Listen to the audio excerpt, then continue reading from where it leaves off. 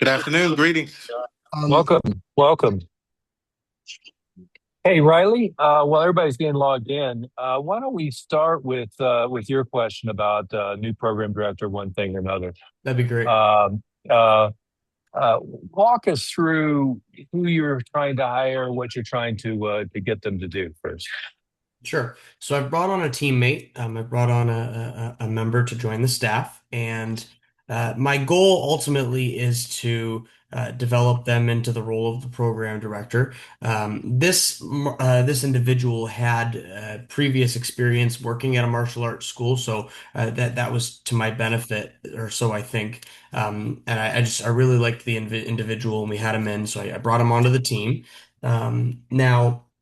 My goal would ultimately, like I said, be to get him onto a more program director role, focusing on marketing, lead generation, and kind of helping students get through that pipeline from lead to enrollment.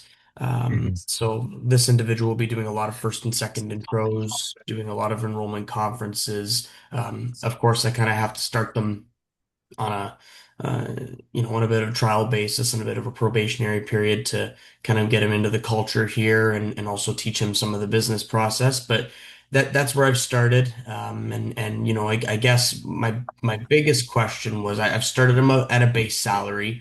And the base salary is, not where I would want it to 100% be yet, but we'll ratchet it up as the time goes and as uh, you know as the gross gets higher. I guess what my biggest question initially was for those of you that implement a bonus structure for your full-timers. He's my first full-time employee, by the way. How would you structure that in terms of deciding, how much to pay him on a bonus structure? What targets should he be hitting in order to qualify for, a certain payout amount and just that sort of stuff, right?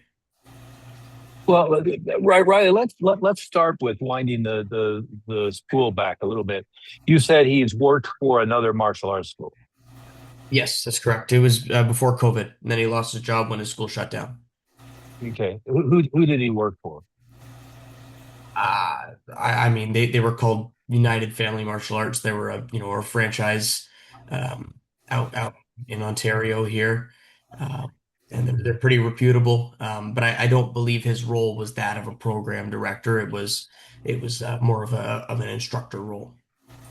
Okay. The first question, I mean, given that you said that, my first question is always, what was the and Matt Smith, whatever it is, you still have that background humming that goes on there. We'll have to get you a new mic. But my first question is always, what was the culture like there? What was the attitudes like there? How congruent and compatible is it with you? And honestly, what I always want to do, and it doesn't matter if they're like completely cold, they have no martial arts background and they were a bartender, or whether they, worked at some other martial arts school. Really, always what I want to do is always have boot camp on the way in. And there's a couple great books, "Making the Core," which is about Marine Corps boot camp. There's several about SEAL teams and so forth. But another one is West Point Way of Leadership, and all of those emphasize the, whatever you want to call it, the brainwashing, the forced socialization, the process for getting somebody on the same page. There's a chapter that I've shared many times from a master's level textbook on human resources and development, that's all about socializing people into the new culture. And so the kind of, Riley, the first criteria for making sure that somebody who's had experience or not, but had some experience outside of your organization is you've got to kind of force feed, socialize them into what you're doing. And what I find, um, um, martial artists who've had experience in other schools, there's three or four different things that you have to be aware of. You have, the thing that Jason was bringing up recently about studies with MMA schools and some of the differences and in outcomes. You have that type of thing. It's, just from what you say as far as the name, it doesn't sound like that's these guys. But sometimes you have somebody who came from a pretty hardcore sales environment, and you've got to refocus them on student retention. What I find more often is, especially if they haven't had management, sales, marketing experience, is they become overly self-righteous about curriculum and technique in the way that they learned it before. And anything that you're doing differently than what they do before, and I'm overgeneralizing here, but I've had this experience I don't know how many times. So it's, I can say it's generalizable to the general pool of these guys, is they tend to become self-righteous pretty quickly. Anything that you're doing differently than what they expected to be doing is because you're doing it for the money and you're selling out. There's this whole frame of reference that permeates um, not just martial arts. Antonius is in the music business. Those guys are just as bad as our guys, if not worse. The artist mentality generally has that. So you've got to socialize them into what you're doing, and that's why when I look at that quick start training process, just I think of it as boot camp. I'm going to put them through 6 or 8 weeks of boot camp. I'm going to force feed them all the books that we're requiring for our students to do. I'm going to put them through written tests on all of that stuff. I'm going to really indoctrinate them. In our case, it was what to say when you taught yourself in psychology of winning and unlimited power, awaken the giant within. You can do, there's any number of newer versions of all of those books that are just as good, if not, some of them are better. But it really force feeds the way they think about things in a short period of time. Does that make sense? So Yeah. I think that's the first thing to take a look at, is to really get that level of indoctrination. The same thing with curriculum, is retrain them on everything from the ground up. And I think you've got to be careful not to be deferential, but to maintain an instructor student relationship. Nothing wrong with whatever they did before. It's just not what you do. And so they've got to be retrained from the ground up on what you do. Well, And good. I've actually made him start again as a white belt. He was a black belt in another style, and while he's quite good. I found that he was quite good. Whoever he was training with did a pretty good job teaching him. I made him start again as a white belt, and he that was actually one of the questions I asked him when I first interviewed him. As I said, listen, if you were to come onto the team, would you be opposed to starting as a white belt? And he told me no. As a matter of fact, I'd actually prefer it. So that was a really good marker Good for sign. yeah. And so I actually had him here yesterday doing class with us, and he's got good movement. That's pretty well in line with what we do. So Mhm. in terms of that, he's got seemingly no ego about that sort of development, and I'm pretty happy about that so far. In terms of him wanting to adjust to the ways of our culture here, he seems pretty open to doing that. So I've already given him almost all of those books that you suggested to take home and start reading. Yeah, that's Yeah. all good, Yeah. reassuring to hear.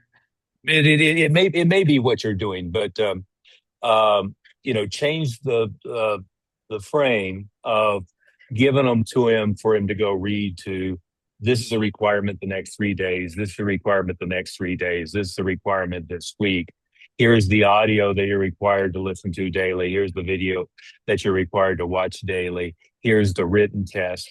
You want to think of it as high intensity college level or master's level academics, not here's some background for you to catch up on, right? And what I want to do is, one, I want to indoctrinate them to really be a good student. Two, I want to indoctrinate them that the answer is yes or no, sir. The West Point leadership, book is yes sir, no sir, no excuses, sir. I don't understand. That's a good frame of reference for somebody who's new. And another good book on that, by the way, is God, it'll come to me in a second. There was a book by Ken Blanchard, and he did the 1 Minute Manager series and so forth, uh, which I never had thought are very substantive. But there was one on supervising and developing people where he has a chart of people go from high support, high direction to high support, low direction. One thing or another as they go through, and you want to start them with high direction, high support, right? Where you're just, here's what you need to do. Here's what it is. This hour you need to do this, and then gradually back them off of it. Um, the other thing is, just as an owner operator, what you want to keep in mind is the last thing you ever want to, while you're still in the school, not when you're an absentee owner. Antonius can't do anything about enrollments or renewals at any of the locations. When Master Smith and I were running a chain of schools, or Master Moody, we couldn't be in there doing enrollments or renewals in any effective way in any of the schools. I did it for startups and occasional turnarounds, but other than that, but when you're an owner or operator, which pretty much everybody other than Antonius right now on the meeting is you don't want to delegate the renewal conference. And then the second thing that you don't want to, well, let's go in order. You never delegate marketing, planning, and strategy, even across multiples, right? So, if I had 100 locations, I'm still going to be doing the broad brush of the marketing, and I'm going to be pushing it down to regional managers and the branch managers. But at the individual location, you never want to let go of the renewal conference. That's where your biggest impact in a shortest period of time. But the second thing you don't want to let go of is you don't want to let go of the enrollment conference. So, when you're an owner or operator and you hire a program director, I think of it more as an assistant program director or marketing director, somebody where I can go set up a live event. They can run the booth. I can go set up an elementary school. They can go facilitate running the actual classes with my supervision. I go and set up a bunch of stuff. They can go do the grunt work. And then the second thing is I can give them a list of 100 people and follow up and make sure they make the appointments. You do the PE teacher for the day and they do the lead follow up. But where it really comes into the intro comes into the school, I want to make sure at the very least by the second intro, they're introduced to the very best instructor in the school, not the newest low quality. So I want to be careful about that. And what I see a lot of times is people try to delegate the white belt class, whatever you want to call it, the black belt, qualification class or the basic, whatever you're calling it. That's where you need the highest quality because all of the money comes out of that class, both retention and renewal. And then also the intro, because I have a very short period of time to get them super enthusiastic and make sure I get them enrolled. So the last thing is the renewals. The second thing last is the enrollment conference. But I can have somebody facilitate running a booth that I set up. I can have somebody facilitate doing lead follow-up that I supervise.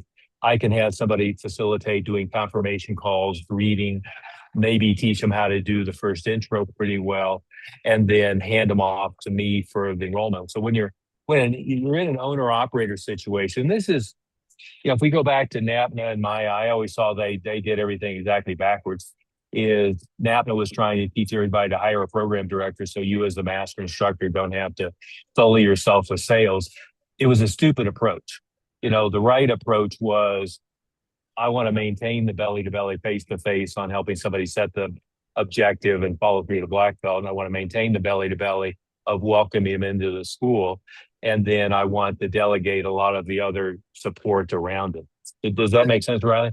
That was pretty well my plan actually. So Good, good, that's pretty good. good. Mr. Oliver, I'd say, And then, as far as martial arts experience goes, I've had a lot of these kind of people come in, and I say in sort of a nice way, sort of not, your past experience is completely irrelevant here. And they, what do you mean? Well, and then I explain kind of we have to do everything so we're all working as a team together. So I think if it's really clear that what their experience is, it can be valuable, it can be some background, but it's not going to be relevant to what you teach. You have to do it our way, and that makes it pretty clear. yeah, Absolutely. yeah. But then, Riley, your primary question, which we haven't addressed at all yet, is how to build in compensation, right? Yeah. And so this is your first full timer, Yeah. and what you want to do with any staff member. There's another great article. I think it was Harvard Business School, uh, uh, or the Harvard Business Review, but it's I don't know if I posted it in forever, but it was the folly of rewarding A while hoping for B was the name of the article. And its criticism was in corporate compensation systems where they build in a compensation system that isn't aligned directly with what you're really trying to hope for, right? As the owner operator, let's think about what your priorities are. Your priority is high quality student satisfaction, high quality outcomes and skill for your students, and high retention so that you keep them as long as possible, right? That's kind of tends to be number one.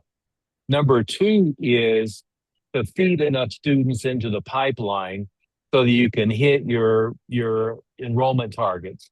And number three is for your top line revenue to be where your objective is. But that's only important really from the standpoint of hitting your net profit targets, right?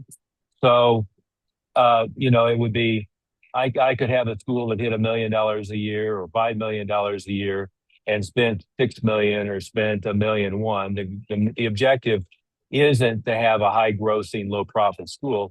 The objective is a high profit school. However, when you're talking about employee compensation, I've never found trying to compensate them based upon net profit to be productive, because ultimately they don't have any control over any of the moving numbers on the expense lines, right? If you decide to go lease a car for yourself, you're the big SUV, you lease in one thing or another, there's going to be a company expense. They don't have any say over that, nor is it any of their business really, right? And they don't have any control over the rent. Occasionally, as an absentee owner, you can create some compensation systems where you can say, here's your percentage for payroll. You can figure out how you allocate it. But other than that, they don't have any control over the expenses other than maybe adjusting the thermostat or something. Um, they do have an awful lot of control over the top line revenue. And the top line revenue is going to be a function of enrollments, retention, and renewals. So they can impact the revenue directly. And you can set some goals on that. They can impact the retention directly. You can set some goals on that. But ultimately, the simplest approach is ultimately you're compensating them based upon revenue. With the only unintended consequence I've seen of that is getting somebody who's a little bit too money hungry and they're chasing paid in fulls on everything, and then not providing service behind the scenes, right? You've got to be a little bit careful about that. But anytime you come up with, I'm going to pay you for every one of these things, and I mentioned it in the answer in the group. So if I say you're going to get $100 or $200 for every new enrollment we get, well, what can happen is if they're responsible for doing the enrollments, all of a sudden you get a bunch of people who are on scholarships. You get people who haven't signed the agreement. You get people with zero down. You get them incentivized for numbers rather than for quality. You've got to be careful about that. And then if you define it, something like you get $100 per enrollment, you've got to define it as with a full down payment, with a normal monthly payment, with no scholarships, with the paperwork signed. Our internal was, if they haven't paid the down payment, if they haven't signed the agreement, they're not in enrollment. So don't tell me you've got 12 enrollments when you have 5 people who said nice things to you and have an appointment on the books. It's got to be the enrollment agreement signed and they paid the money, or it's not an enrollment. So you've got to be careful about things like that. When you're bringing somebody in on a salary, when you already have a pretty decent revenue flow, what I've always found is giving them bonuses for new heights with the school, right? You wouldn't be hiring them if the goal wasn't to go from 45,000 to 55,000 to 65,000, right?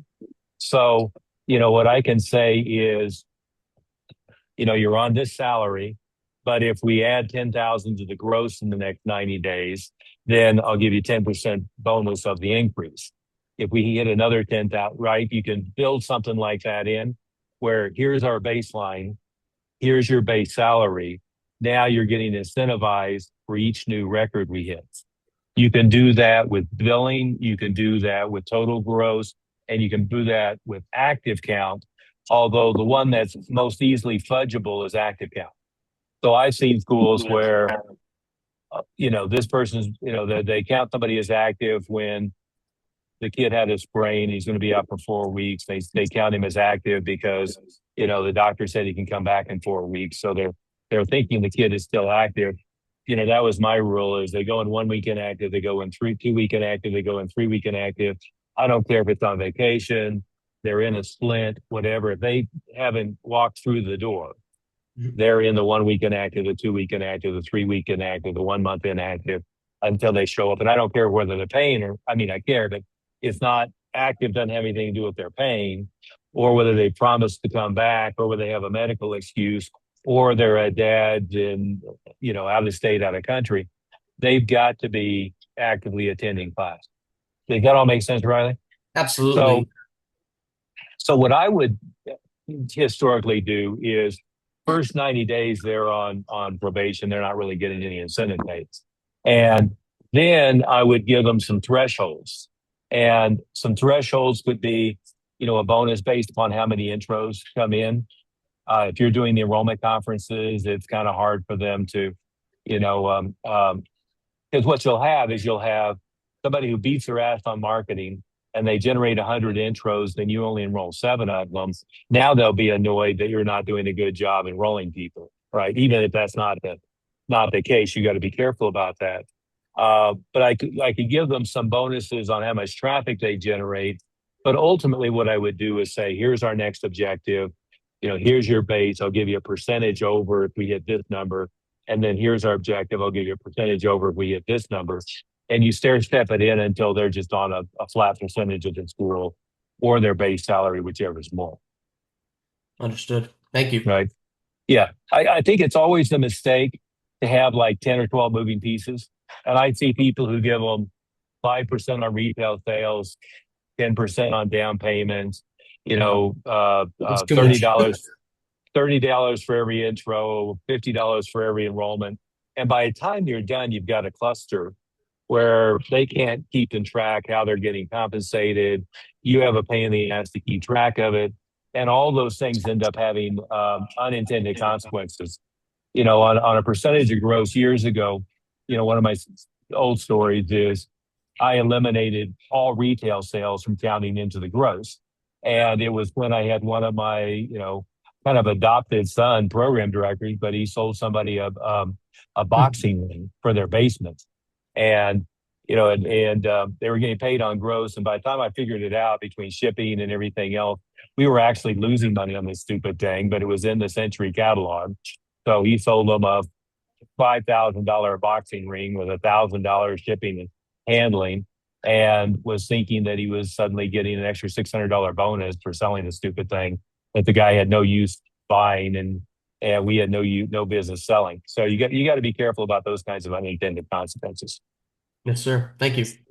Yeah. Anybody have anything to add? We've got a lot of people who've hired a bunch of new folks here. Jason, you've done that. Krista, Heidi, and they've had a lot of interesting experience hiring people with external martial arts background too. So why don't you guys chip in and add to that, as well as Antonius, who's probably hired more people than any 5 other schools on the meeting here.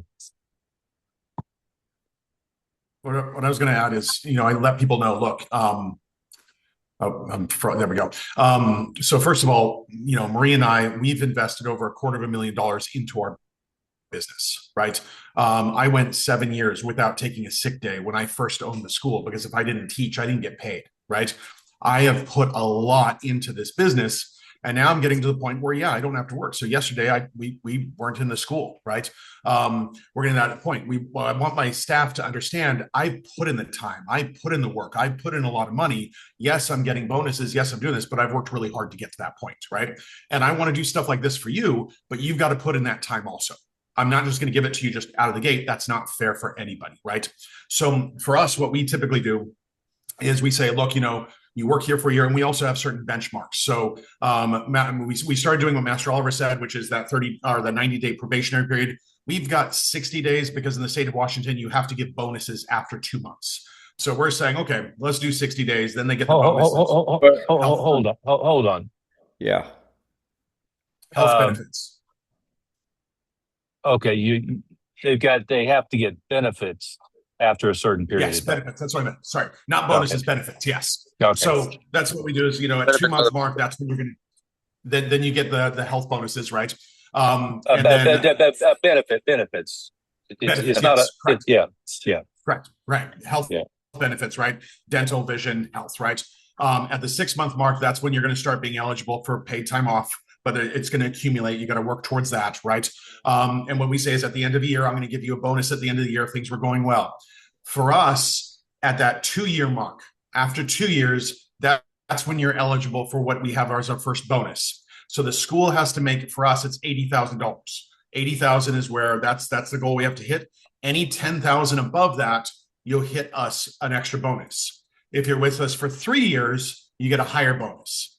And so the point of that is, for us, it really takes 2 to 3 years for somebody to really understand how to do the job without me being there. If I'm not there, you know exactly what to do, it takes a while. So for us, that's why we say, look, you need to put in the time. You get there for 2 years, then you're eligible for the monthly bonus. After 3 years, you're there for a higher monthly bonus. And that way, if I do have a staff member that leaves after 2 or 3 years, it's not as big of a deal because now, okay, well, somebody else is going to start. The company's going to save some money with that. Sorry, that's what we've done for us. You might be in a little bit different situation, Riley, since you just have the one person that's helping you grow the school. But that's what we've done in general. So yeah. Well, Jason, there's a couple of things that I might add into what you said. If you don't have somebody pretty productive contributing at a high level in 90 days, then you've really got to question and review your training process. Because frankly, the level of complexity in a martial arts school on a day-by-day basis isn't that complicated, including most of the marketing activities. Now, I've said many times, the hardest thing I ever had to delegate down to the branch manager level was going and building relationship with local elementary schools and setting that up. It was like a 60-40. 40% of my guys could do that fine. 60% couldn't. It really was something I had to help with. But there wasn't much else that wasn't trainable that they could be up to speed with and in really good shape in 90 days, including teaching the first year's worth of classes, at least, maybe the first couple years worth of classes. So if it's taking that long to get them up to speed, I might suggest, you need to boot camp them and put them in a more intense training program up front. The other thing is the question of benefits is, you've got health, dental, vision. On a federal level, I believe the threshold is 50. Above 50 employees, you have to do it. So Antonius has to comply with that because he's got a shit ton of people running around. Less than 50 in the U.S. Canada has a completely different system. But it's not a mandatory thing that you have to provide. When you're talking about a qualification period, what a more employee-friendly, I won't say socialist, but a more employee-friendly, consumer-friendly, business-unfriendly state in city like Seattle or Colorado or California compared to Texas or Florida. What they're trying to guard against is you're providing benefits for the executives and you have a 1 year waiting period for employees or a 6 month waiting period for employees, and you have a McDonald's death 300% turnover a year. So you never pay hourly people benefits because the turnover is so high that typically none of them get it. That's what they're trying to guard against, right? The question is always, again, this isn't, Riley, you're in a completely different situation. But in the U.S., the question is always, if you're not required to, do you or do you not provide medical? And then how extensive does it need to be? I frankly went back and forth on this over the years. When I had the bulk of our staff were 25 or less, I never found that they cared one way or the other about that. If I gave them $500 rather than paying for a $500 medical plan for them, they appreciated the $500 cash. They didn't appreciate the medical. And under the Affordable Care Act in the United States, they can stay on their parents' plan until they're 25. The issue we always had is if I hired somebody who had pre-existing conditions, they needed to be on a corporate plan. That was solved under the Affordable Care Act. And then it's just a matter of personal preference. Do you want to be paying for it? Do you not want to be paying for it? Are they going to appreciate it? My criteria was always, if I'm going to spend $1,000 on somebody, if they appreciate it at $1,000, I'm happy to do it as part of their compensation. And if I'm going to spend $1,000 and they could care less, then why am I going to do that? So you've got to kind of go through all of those pieces and make that decision based upon who you have. Does that make sense? All the way along. And as an employer, you got to be very careful on adopting, feeling like you have a moral obligation. I mean, people who are with you for 5 or 6 years, you want to be helping them developing net worths and assets and all of that kind of stuff for your benefit and for their benefit. But in most cases, as long as you're compensating them and treating them ethically, you really don't have, they're not your children, they're your staff, and they're making a decision in the market on whether they stay or go, and you're making a decision in the market on whether how much you're willing to pay along the way, and then you got to be careful about some of this other stuff. Does that make sense? And again, be careful of your language, Jason. That's a benefit, not a bonus. Yeah, I just said the wrong thing. No, I know, but the other thing is, when you're paying for somebody, you got to make sure they understand how much it's costing, and whenever possible. And by the way, employee benefits plans, there's a number of companies that provide what they call cafeteria plans, where you provide, maybe you're paying a 50-50 split, you provide them a palette of options, and they can decide, do they want X deductible? Do they want this dental? Do they want this other thing? What is it they want on the cafeteria plan? And you can do those for even fairly small plans. And now at least they've been involved in the decision-making loop, and they're choosing what they like. And again, I would never be in a situation where I'm paying for it 100%. You can, I'm not up to date on some of the employment law in different places, but if you're in a situation where it's, a 50-50 split or something like that, it's helpful because they're making an informed decision on what they're opting in for and what they're not opting in for and what benefits